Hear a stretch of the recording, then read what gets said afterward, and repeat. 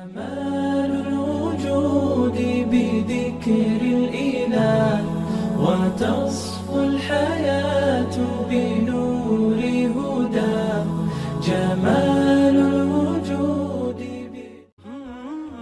السلام علیکم و رحمت الله برکاته. برادران و خواهران اهل اسلام، من میخواهم برای شما از کتاب سوال و جواب فقه مذهب حنفی باز برای شما 5 سوال و جواب دیگر را با شما پیشکش نمایم. به نام خداوندی بخشاینده مهربان. ایمان مجمل کدام است؟ جواب چنین است: آمنت بالله كما هو بأسمائه وصفاته وقبلت جمع احکامه.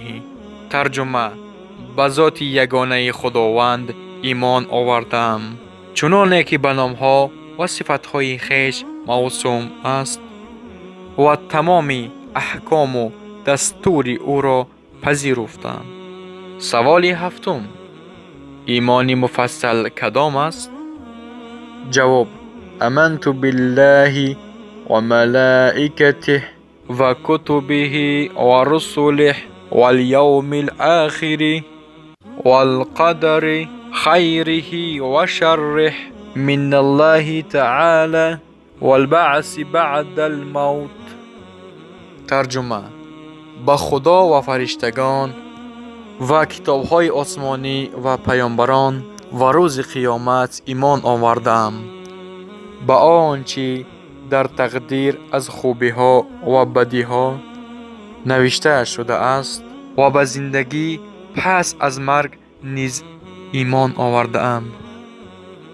سوال هشتم چنین است: شما را کی آفریده و به وجود آورده است؟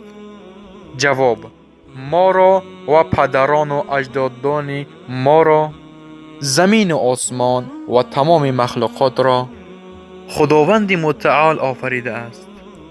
سوال نهم: خداوند دنیا را از چه چیزی خلق کرده است؟